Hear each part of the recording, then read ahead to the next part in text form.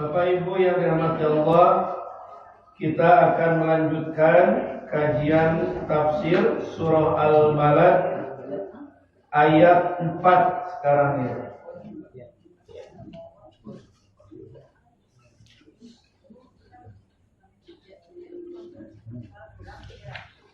A'udzu billahi minasy syaithanir rajim.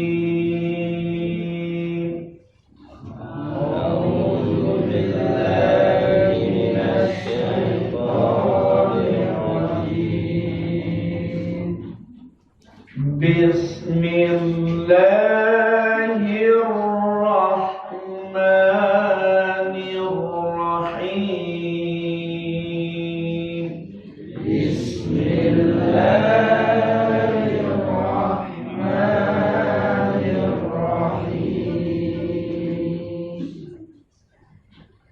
Laqad khalaqnal insana fi kabad. Laqad khalaqnal insana fi kabad. Laqad dal sukun wajib dipantulkan di saat membunyikannya karena masuk pada hukum qalqalah. Laqad qalqalahnya qalqalah kecil, jangan ditahan, jangan baca begini laqad, salah. Laqad, nah itu tanda qalqalah sughra itu mantunya langsung, beda dengan qalqalah kubra yang ada di akhir, ditahan sedikit seperti fi kabad. Nah, ditahan.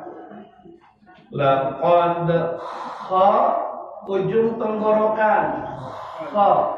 Laqad khalaqa qalqalah pula huruf qaf. Khalaqnal insana fi kabad. Tuh 2, 3. Laqad khalaqnal insana fi kabad. Nah, kabad ditahan dulu baru mantul, dilepas. Ini qalqalah kubra fi kabad. Coba bapak-bapak, 2, 3. Laqad khalaqnal insana fi kabad. Bu-ibu, 2, 3.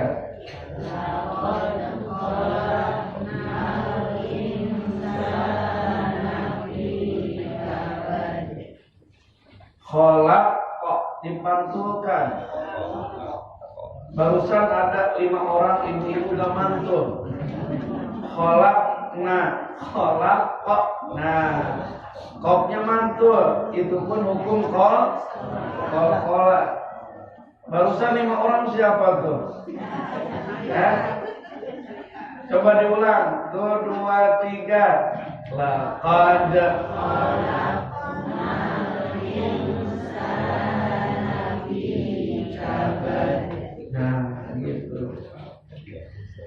Ayahsabu an lan yaqdira alaihi ahad.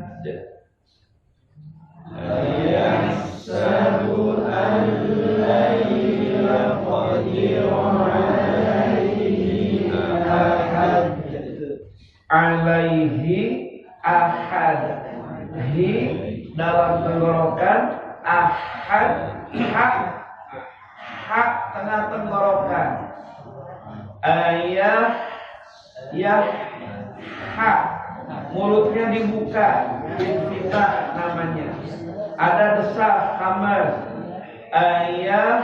Sabu al-lain, nun ketemu lam idgham bila masuk tanpa dan al, nunnya masuk ke lam, al, kemudian nun sukun ketemu iya, idgham bigun masuk dengan dan alai, nunnya masuk ke iya, lai, tapi pakai dengung 2 harokat. Ayah sabu alai, jangan baca alai ya kok, salah, digunanya nggak ada. Ayah sabu alai ya qadir alaihi ahad. Tuh 2, 3. Ayah sabu alaihi ya qadir alaihi ahad. Yaqulu ahlaktu malan lubada. Yaqulu ahlaktu malan lubada. Yaqu, jangan yaku tapi yaqu. Yaqulu dalam tenggorokan ahlak, kaf mati dipecahkan, ahlak tumalan lubada, lam ada tanwin fathah ketemu lam, idgham bila guna masuk tanpa dengung, lubada ada tanwin fathah di akhir bacaan, idgham hukumnya mati panjang 2 huruf, lubada. Tuh 2, 3. Yaqulu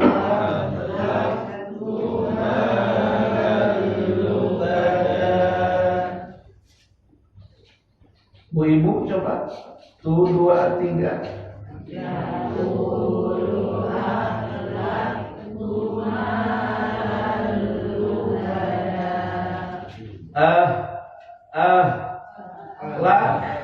Lak kaki kuka,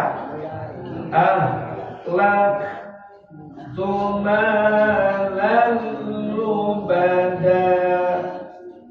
Coba Pak Bapak. Tuh 2, 3. Yaqulu ahlaktu malan lubada. Jangan tebal, ahlak tuh nanti bisa mantul ke kok, lak dipecahkan. Yaqulu ahlaktu malan lubada.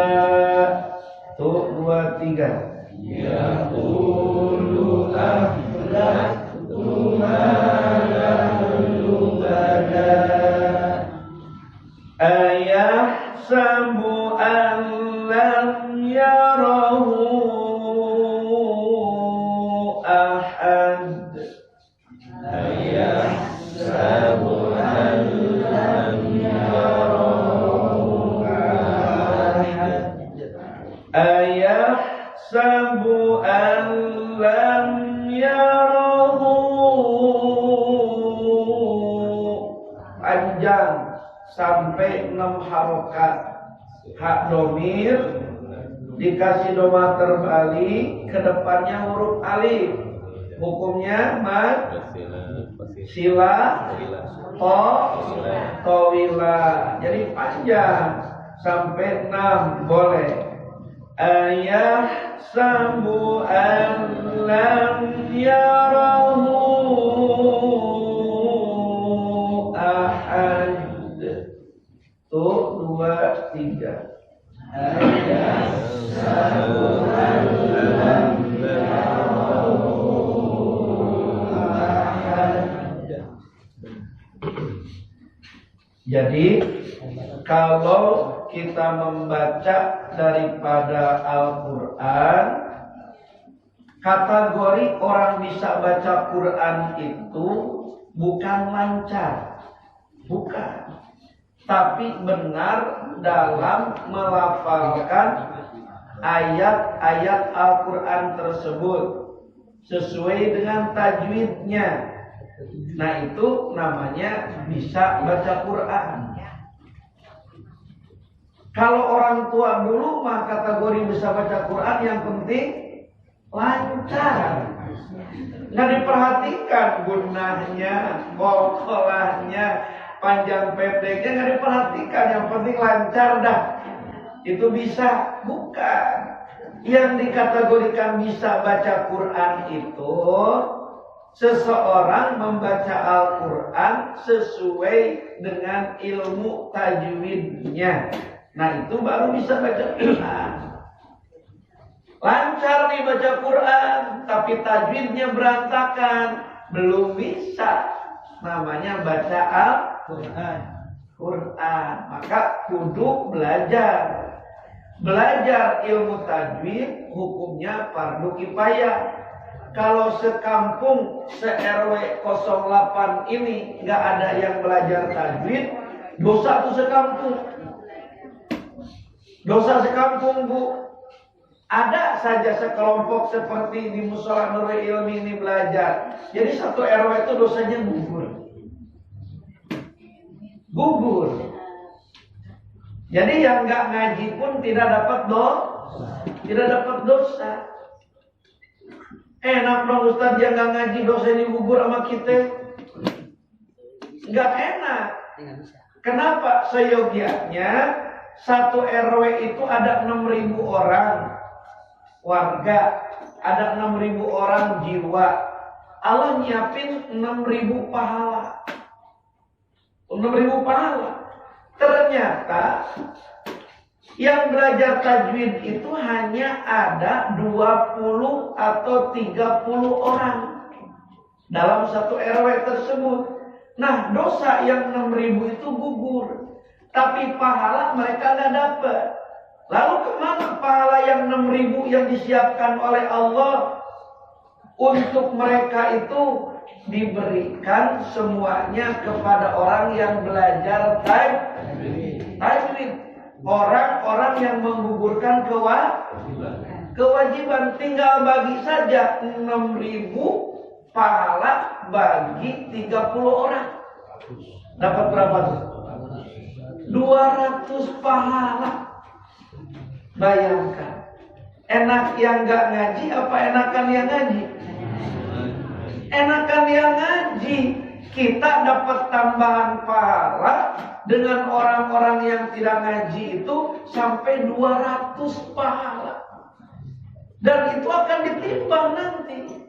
Itu akan menjadi kebaikan di yaumil akhirat. Makanya kita perlu bersyukur. Apalagi ini baru seminggu kita di tahun baru. Di tahun baru. Masa tidak ada perubahan untuk merubah hidup lebih baik?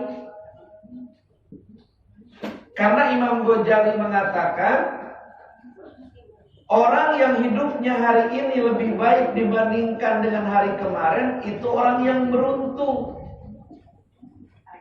alias orang yang meningkatkan kebaikannya. Andaikan hidup orang itu tidak ada beda tahun ini dengan tahun kemarin, hari ini dengan hari kemarin, gak ada berubah. Tahun yang lalu gak pernah ngaji, dikasih umur di tahun yang baru tetap gak ngaji. Itu namanya rugi. Apalagi tahun kemarin rajin ngaji, dikasih umur masuk ke tahun yang baru malah berhenti ngaji. Itu orang yang celaka.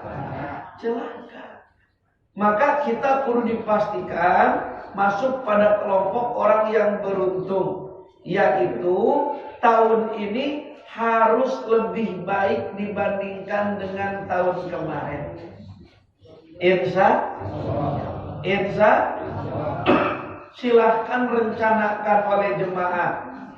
Yang dengar di luar, Ustaz, kalau begitu mah saya mau ngaji Dari semenjak ada pengajian di Musala Nurul Ilmi saya nggak pernah ikut ngaji, paling nguping aja di atas genteng. Biar kedengeran suara gitu, suara ustadznya. Naik ke genteng mimbar, dengerin ilmu dapat, tapi berkah nggak bakal dapat. Ilmu dapat, pengampunan tidak akan dapat. Kenapa? Karena 70.000 malaikat itu disuruh datang oleh Allah untuk beristighfar bagi orang-orang yang mengkaji, yang mempelajari ilmu Allah, yang kumpul di satu majlis. Nah, langkahnya gak dapat pahala. Kalau begitu mah Ustaz, minggu depan saya mau ngaji, bismillah. Malu gak ya? Kenapa malu? Orang belajar kebaikan. Betul? Kalau ke pasar gak pakai kerudung tuh kudu malu, Bu. Ini mau ngaji malu. Ayah wae. Ke pasar gak pakai kerudung gak malu. Eta terbalik namanya. Nggak bakalan ada yang bisa memberikan nilai baik untuk hidup kita, nambahin tabungan amal untuk hidup kita, kecuali kita perlu berubah.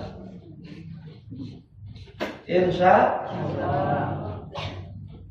Kan Allah negur, alhaakumut takatsur. Apakah kalian itu akan terus terlena dengan kemegahan dunia, dengan tontonan-tontonan televisi, terlena dengan handphone digenggam sementara di musola ada pengajian, hatta jurtumul makobir, sampai kamu itu ziarah datang ke kubur. Apakah akan terus-terusan begitu, megang handphone, megang remote, sementara ada pengajian diabaikan? Apakah terus begitu sampai masuk kubur? Itu kata Allah parunya. Bukan kata Ustaz Jajang, bukan. Kata Allah, kala lepaskan tuh handphone, kala hentikan tuh nonton TV untuk sementara mah, datang ke pengajian. Kalau tidak berhenti, saufa ta'lamun, entar lu barunya. Itu bahasa bukan bahasa Ustaz Jajang, bahasa Allah. Saufa ta'lamun itu saufa nanti, ta'lamun kalian akan tahu. Kalau kata orang Betawi, entar lu baru nyaho, kan begitu. Itu saufa ta'lamun. Summa kalla, selanjutnya udahlah hentikan. Terlena kehidupan dengan duniawi tontonan, nggak bakalan ada habis-habisnya. Itu juga diputar-putar.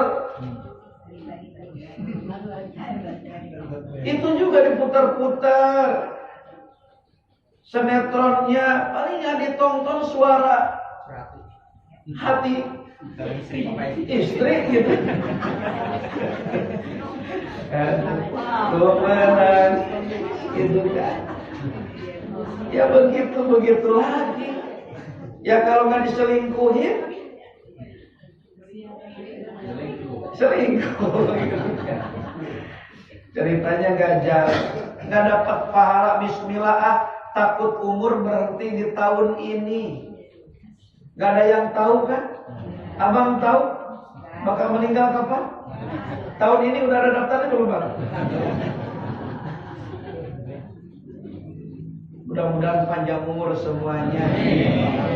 Ya Allah ya Rabbal Alamin. Kita nggak tahu, makanya kudu kita lebih baik dibandingkan tahun kemarin. Itu nggak ada pilihan.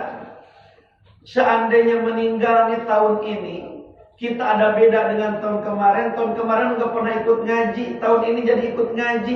Meninggal di tahun ini, kita dalam posisi lebih baik, maka akan akhir hidupnya husnul khotimah. Pindah ke kota, dari kota Bangu kelihatan orang-orang ke Karet atau ke Kemanggisan, padahal sebenarnya dipindahkan ke taman surganya Allah. Di dunia mah rumah 2 ketiga, 3 ketiga. Di alam kubur bangun di taman surga. Aduh, nikmat banget. Itu kalau beruntung. Lolos hidup sampai tahun berikutnya, insya Allah bakal ketemu berkah, dan berkah. Catatannya apa? Kudu diusahakan tahun ini lebih baik dibandingkan dengan tahun kemarin. Kalau tahun kemarin kita tiap hari itu nggak ada baca Quran, bismillah. Tahun ini mah tiap hari targetkan baca Al-Quran. Masa 1 tahun gak khotam Quran? Ada yang tahun kemarin gak khotamin Quran, ada apa enggak? Ada. Cung. Masa 1 tahun gak bisa khotamin Quran? 365 hari. Kemana aja? Coba nonton sinetron itu 1,5 jam, gak ngantuk-ngantuk, nyambung lagi 1,5 jam lagi. Quran kalau kita baca 1 juz itu 30 menit, setengah jam. Jadi kalau baca 2 jam itu 4 juz. Betul? Tapi kenapa tidak kita lakukan? Nah, yuwaswisufi, setan membisikkan ke dada kita supaya mengabaikan itu Al-Quran. Kenapa? Setan tahu Al-Quran bisa menolong manusia di dalam kubur. Al-Quran bisa menolong manusia di alam akhirat. Makanya digoda oleh setan. Jangan demen baca Quran, jangan demen untuk mempelajari Al-Quran, supaya Quran itu diabaikan. Kalau diabaikan, dia tidak dapat pertolongan dari Quran. Kan senang setan. Makanya kudu niatkan dari sekarang. Insya yang tahun kemarin belum duha niatin, tahun ini mah insya Allah duha. Kalau tahun kemarin belum tahajud, bismillah tahun ini kita tahajud. Tahun kemarin belum witir, bismillah tahun ini witir. Kalau tahun kemarin belum awabin, bismillah tahun ini mah kudu awabin. Tidak ada yang bisa mengatur ataupun menyelamatkan hidup kita kecuali diri kita sendiri. Kata orang Betawi mah, kampung kita kalau bukan kita yang ngurusin,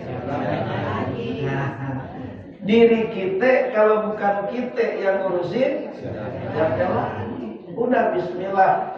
Mudah-mudahan semuanya tergolong orang yang beruntung. Kita lihat artinya sekarang ayat yang keempat.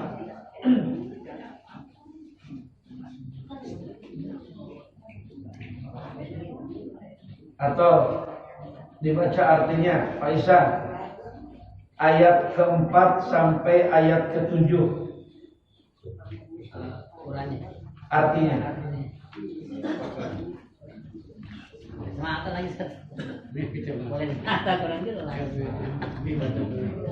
Mama Mande. Bismillahirrahmanirrahim. Sungguh kami telah menciptakan manusia berada dalam susah payah. Apakah dia manusia itu mengira bahwa tidak ada sesuatu pun yang berkuasa atasnya? Dia mengatakan, aku telah menghabiskan harta yang banyak. Apakah dia mengira bahwa tidak ada sesuatu pun yang melihatnya? Lihat ayat yang keempat. Sungguh kami telah menciptakan manusia berada dalam susah payah. Bu, ya. Allah mengatakan bahwa manusia itu diciptakan dalam keadaan susah payah. Betul apa enggak? Manusia itu diciptakan oleh Allah keberadaannya dalam susah payah. Bikinnya saja susah, sampai pada berkeringat.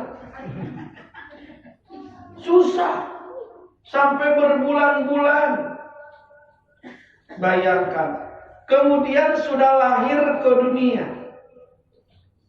Maka di saat lahir ke dunia, maka itu yang namanya manusia tidak membawa selembar pakaian pun susah. Orang yang gak punya pakaian selembar itu orang susah. Kita lahir itu susah. Barangkali Pak Rusli bawa pakaian satu setel pas lahir?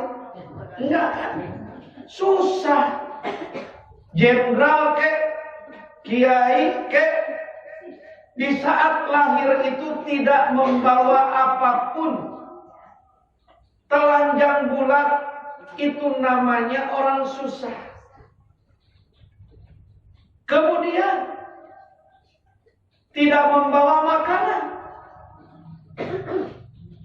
Ada yang bawa makanan? Tidak ada. Barangkali cemilan? Tidak ada. Tidak membawa apapun. Orang yang tidak punya makanan, orang yang tidak punya cemilan, itu namanya susah. Lahir juga gak bisa ngapa-ngapain, hanya telentang doang. Bisanya nangis, susah itu namanya. Ingat, mata awalnya gak jelas. Burung, mana bapak, mana aki, gak tahu. Mana emak, mana nini, gak kenal. Itu namanya orang susah. Model kita sekarang kalau gak pakai alat bantu. Pak Roji mana Pak Roji? Itu susah namanya. Ingat, manusia itu diciptakan dalam keadaan susah payah. Tidak memiliki apapun, tidak membawa apapun, dan tidak bisa apapun. Wallahu yakhruju min butuni ummahatikum la ta'lamuna syai'an. Allah mengeluarkan kalian semua dari perut emak-emak kalian itu la ta'lamuna syai'an, dengan tidak mengetahui apapun. Susah kita dilahirkan. Tuh, lihat ayat yang kelima. Apakah dia manusia itu mengira bahwa tidak ada sesuatu pun yang berkuasa atasnya? Setelah diberikan hidupnya susah, ada di dunia itu diciptakan susah, tak punya pakaian, tak punya makanan, tidak punya kekuatan untuk jalan, tidak punya kekuatan untuk bicara, tidak punya kekuatan untuk melihat, tidak tahu ilmu, kemudian Allah kasih.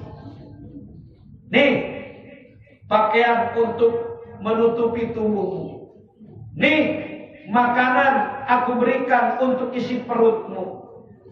Nih, pandangan untuk dilihatkan kepada bapak ibumu.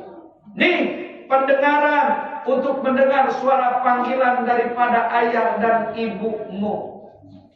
Nih, langkah untuk kakimu bisa berjalan untuk berbakti kepada aku dan kepada kedua orang tuamu. Nih, ilmu. Tuh, semua dikasih oleh Allah. Semua dikasih ini oleh Allah. Pahami saja. Dari mulai susah gak punya pakaian, kemudian dikasih pakaian oleh Allah, wasilahnya oleh emak, oleh bapak, udah ngabisin berapa setel sampai sekarang? Hah? Setel. Udah banyak tahu. Dari orang, nggak bakal bisa ke itu. Fahmi lahir nggak bawa beras, nggak bawa jagung, nggak bawa gandum. Dikasih rezeki sama Allah untuk makan Dari Pahmi, Orok sampai sekarang udah ngabisin berapa ton? Banyak. Bapak gak pernah ngitung, ibu gak pernah ngitung. Itulah hebatnya orang tua. Memberikan apapun yang dimiliki, tidak pernah ada perhitungan lain dengan pemberian seorang anak kepada orang tuanya. Selalu ada perhitungan. Kan bulan lalu dikasih mas 1 juta. Kita masih ingat. Suka ada begitu mas? Astagfirullahaladzim.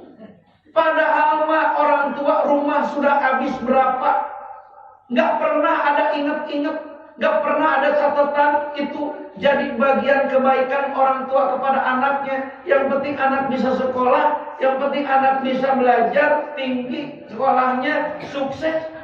Belaan jual rumah yang luas, pindah ke rumah yang kecil, nggak ada perhitungan.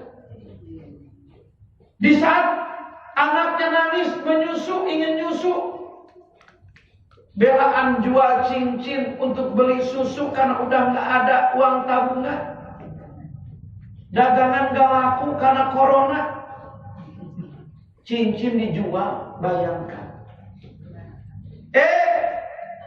Di saat anaknya sudah sukses, anaknya sudah berhasil, ibunya sudah berbaring tidak berdaya, ayahnya sudah gemetaran kalau berjalan, telepon ke anaknya, "Nak, Bapak mau berobat, tapi Bapak gak punya uang. Barangkali ada kamu rezeki lebih, tolong kirimin ke Bapak."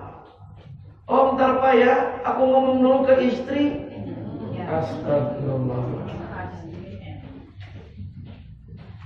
Bilang ke istrinya, "Ya, Bapak mau berobat, katanya gak ada uang." "Kemana berobatnya?" "Ke dokter Wibowo." "Mana itu?" "Udah suruh ke puskesmas aja, ke puskesmas." Astagfirullah. Nih, kita baca ayat yang kelima. Apakah dia manusia itu tidak mengira bahwa tidak ada sesuatu pun yang berkuasa atasnya? Ada yang berkuasa di atas kita. Kita dikasih rezeki, kita dikasih kekuatan, kita dikasih ilmu, kita dikasih sehat, kita dikasih keluarga, kita dikasih pasangan hidup. Apa mengira tidak ada yang berkuasa di atas kita? Malah itu manusia, dia mengatakan, "Aku telah menghabiskan harta yang banyak." Sudah banyak keluar, ngobatin bapak, ngobatin emak. Tuh, tinggal rumah 1 lagi. Udah habis 2. Padahal bapaknya habis hektaran di saat menyekolahkannya tidak pernah diperhitungkan. Lihat ayat yang ke-7. Apakah dia mengira bahwa tidak ada sesuatu pun yang melihatnya?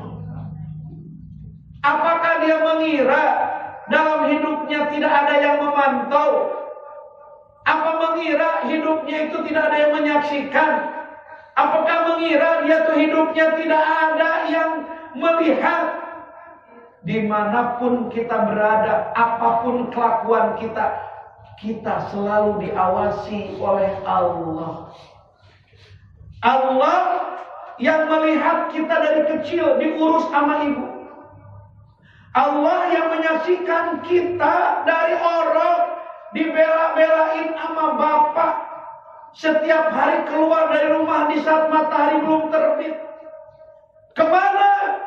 Dia cari orang-orang yang bisa menyuruhnya untuk kuli. Dia korbankan tubuhnya berlumuran setiap hari dengan keringat. Dia korbankan tubuh si ayah tersorot seharian dengan cahaya matahari. Sampai wajah yang bersih berubah menjadi menghitam dan kering. Tubuh yang asalnya mulus berubah mengering. Demi siapa? Demi anak. Apa dia mengira tidak ada yang melihat tuh? Dia dibesarkan sama bapaknya dengan keringat, bahkan dengan air mata karena tidak ada jalan usaha. Dia datang ke tempat kerjaan tapi tidak ada yang nyuruh bekerja. Pindah lagi ke tempat yang lain, tidak ada yang lagi nyuruh. Pindah lagi ke tempat yang lain, tidak ada yang nyuruh. Akhirnya istirahat kelelahan di pos ronda. Sambil bergenang air mata, harus kemana? Mencari rezeki untuk anak. Besok butuh menyusu. Anak butuh pempes. Bayangkan itu bapak. Ini anak-anak apa mengira tidak ada yang menyaksikan perjalanan hidup kita itu diurus sama orang tua. Sehingga sudah sukses, sudah berhasil, sudah jadi sarjana, sudah jadi dokter, ketemu dengan pasangan hidupnya, melupakan orang yang berjasa puluhan tahun mensukseskan hidupnya seperti sekarang. Pasangan hidupnya baru ketemu kemarin. Dia nggak pernah menjadikan itu yang namanya suaminya orang hebat seperti sekarang. Nggak ada. Hanya ketemu. Yang besarin, yang gedein, yang memperjuangkan ibunya, bapaknya, sampai habis rumah. Sukseslah tuh si anak laki-laki menikah dengan anak perempuan. Si anak perempuan merasa memiliki ini si anak laki-laki, suaminya, sehingga di saat suaminya mau berbuat baik sama ibunya, ingat sama ayahnya dilarang. Sungguh amat terlalu. Nih, ini olok-olok dari Allah. Apakah dia mengira bahwa tidak ada sesuatu pun yang melihatnya? Dilihat dalam perjalanan hidup kita ke belakang. Makanya sering kita ini muhasabah, tafakur, merenung, ingat perjuangan Bapak seperti apa sampai kita bisa sukses seperti ini. Model saya bisa mondok berpuluh-puluh tahun itu jasa Bapak. Ibu bilang, Bapak belaan tidak merokok, ngumpulin uang, hasil bertani, hasil nyangkul di sawah orang, dikirim ke pondok. Demi kamu tuh nak, almarhum seperti itu. Dia ganti dengan daun aren merokoknya, belain kamu tuh. Daun kaum Allah karim. Di saat anaknya sudah jadi orang, anaknya sudah punya rezeki, ingin berbuat baik dan bakti, nggak ada. Coba bayangkan. Sing inget tuh nih, perjuangan bapak, perjuangan ibu, kita kadang-kadang menterlenakan mereka disebabkan karena terlalu cinta kepada pasangan hidup sehingga mengabaikan orang tua. Ada yang melihat kita ini dibesarkan oleh ibu bapak kita, bukan sama istri.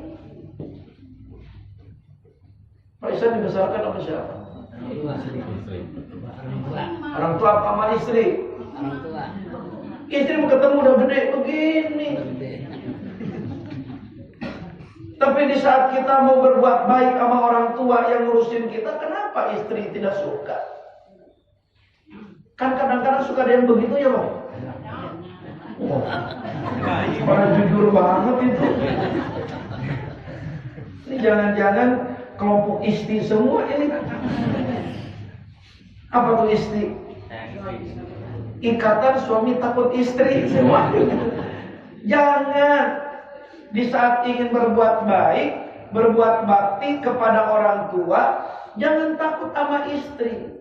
Jangan.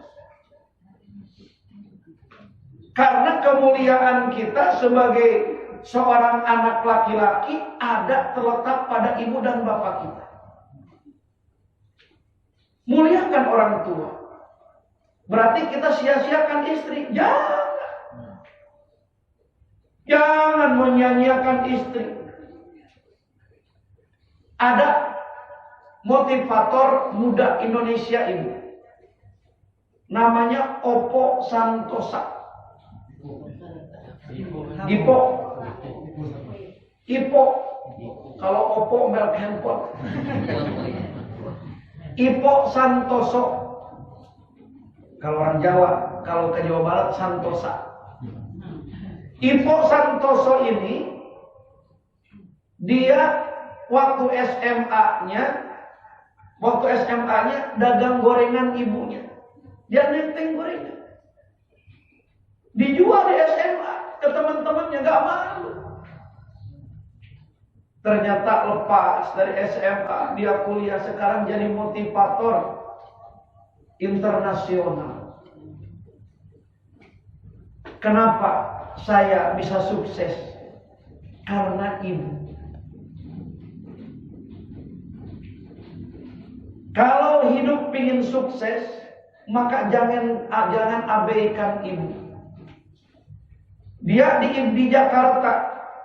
Kemudian ada undangan untuk memberikan motivator di Amerika. Ibunya di Sulawesi. Maka dia datang dulu ke Sulawesi, ke ibunya, minta izin.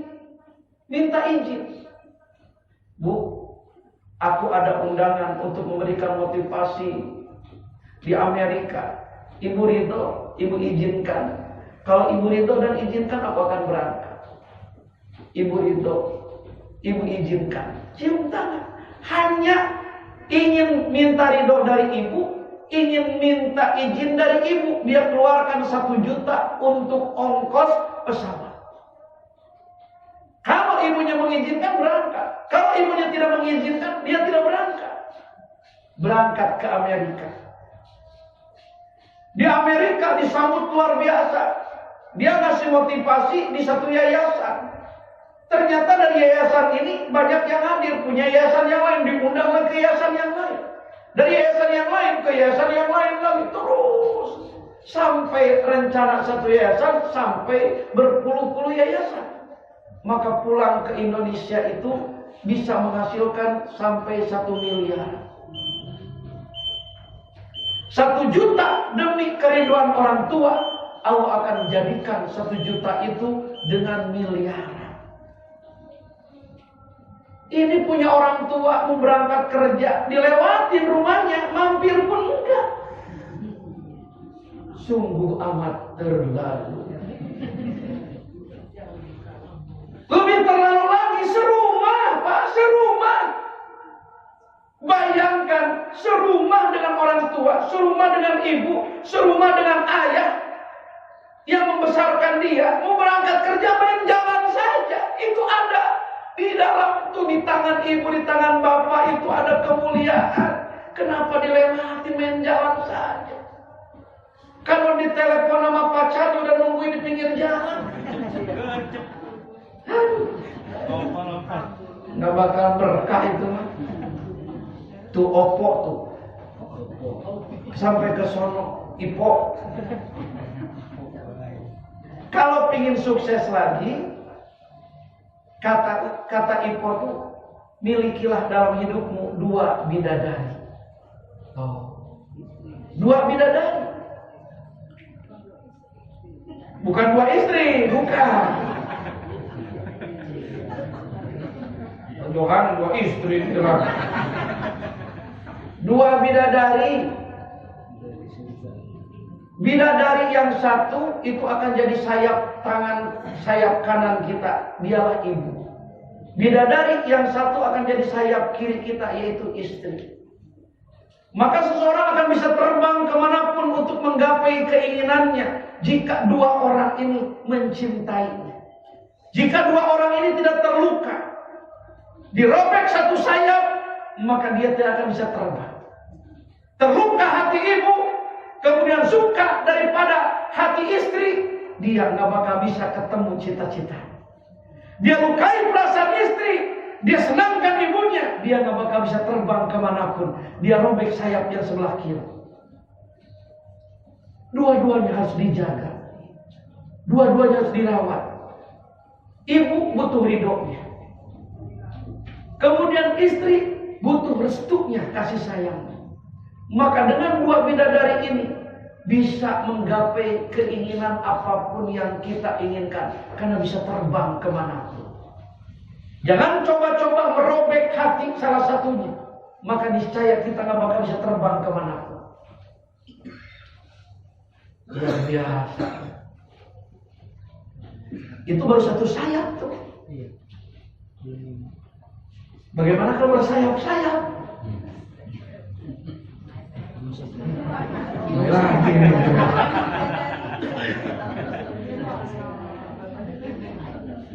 Makanya Heru sampai kapanpun bujangan nggak bakal ketemu hidup berkah, nggak bakal bisa terbang. Sayapnya baru sebelah, muliakan ibu, maju. Tapi banyak yang akan tertahan, banyak akan tertunda, belum punya sayap. Yang sebelah lagi, mau bagaimana terbang begini? Jatuh. Betul? Dua sayap. Maka ini dua bidadari akan jadi sayap untuk seorang laki-laki. Ibu sayap kanan, istri sayap kiri. Jangan pernah merobek daripada salah satu sayap yang kanan dan kiri, karena tidak akan bisa menerbangkan kita dengan tujuan yang kita tuju. Jatuh kita. Maka kalau kita bisa muliakan ibu, kita bisa menyenangkan istri, nah inilah mulai kita akan bisa menggapai apa yang kita inginkan. Ini Allah tuh menciptakan manusia dalam keadaan susah payah, tapi manusianya nggak tahu diri.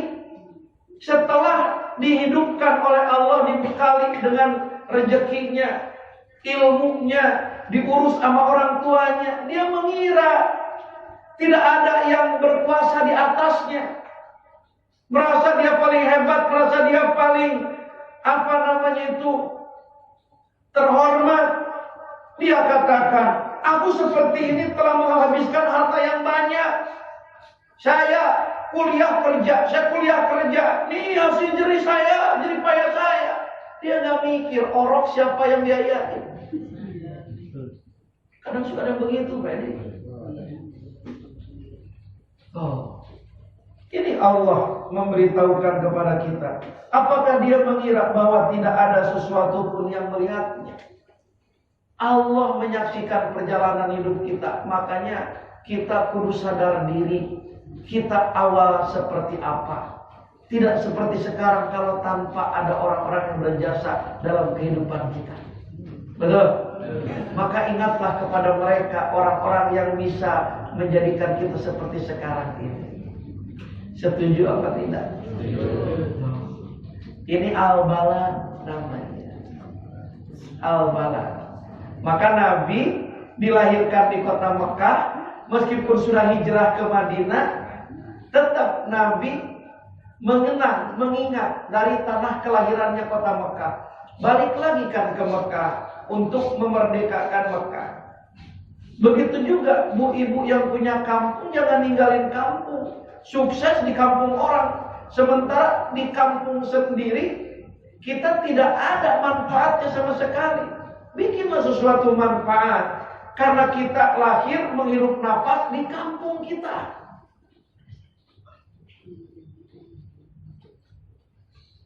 Bikin sesuatu yang lebih baik, di mana kita dulu awal cikal bakal kita seperti sekarang ini. Jangan melupakan masa lalu.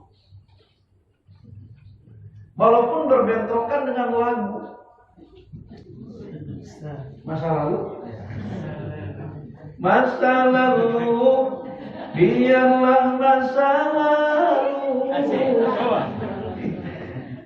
Biarlah masa lalu. Gak usah diperhatikan, justru kudu diperhatikan. Jadi ini menyadarkan ayat ini bahwa kita itu diciptakan dalam keadaan dalam keadaan kemudian Allah memberikan segala-galanya untuk kita melalui wasilah orang tua. Maka ingat Allah, ingat orang. maka itulah orang yang akan selamat dunia sampai yaumil akhir. Orang ingat Allah doang, orang tua diabaikan, gak bakal selamat. Orang tua kepada orang tua bakti tapi nggak bakti sama Allah, nggak bakal selamat. Nggak bakal bisa selamat. Kata Allah, uskuruli walidaika. Jika kau ingin berterima kasih kepada aku, maka berterima kasih dululah kepada ibu bapakmu. Nggak bakal bisa. Panik jadi orang yang taat kepada Allah, tapi sia-siakan ibu dan bapak, nggak bakal dapat kemuliaan dari Allah. Atau sebaliknya, taat sama ibu bapak, tapi perintah Allah diabaikan, nggak bakal ketemu bahagia. Jadi kita diciptakan susah, payah oleh Allah, kemudian diberikan rezeki, bekal melalui wasilah perjuangan orang tua. Maka ingat, di atas kita ada yang berkuasa, yaitu Allah. Di atas kita ada yang menyaksikan perjalanan kita, yaitu Allah. Ingat akan masa lalu kita, bahwa kita dibesarkan oleh orang yang sangat berjasa dalam kehidupan kita, ibu dan bapak. Jangan pernah melupakan mereka sampai kapanpun. Ya, meskipun sudah menikah, jangan sampai melupakan daripada orang tua kita, karena itu merupakan kunci kebahagiaan kita sebagai hamba Allah dunia umur sampai yaumil akhir. Ya. Jelas apa tidak? Jadi untuk awal kita mulia hidup, muliakan orang tua, kemudian muliakan kalau ingin kegapai apa yang kita inginkan, miliki dua bidadari, yaitu ibu dan istri. Jangan pernah melukai hati mereka, karena itu mereka itu sayap bagi kita. Insya Allah kalau dijaga, dirawat itu dua sayap, kita bisa terbang kemanapun sesuai dengan apa yang kita inginkan dan kita cita-cita. Amin. Amin. Ya Allah ya Rabbal. Semoga anak-anak kita menjadi anak-anak yang sadar diri. Kemudian anak-anak yang tidak melupakan jati dirinya. Kudu baca dari surah Al-Balad supaya menyadari bahwa keberadaan awal susah payah seperti sekarang ada orang yang berjasa daripada kehidupannya orang tua dengan karunia Allah. Tinggal ayat yang ke-8, alam naj'allahu ainain. Shadaqallahul azim. Subhanakallahumma wa bihamdika asyhadu an la ilaha illa anta astaghfiruka wa atubu ilaik. Walhamdulillahi rabbil alamin. Assalamualaikum warahmatullahi wabarakatuh.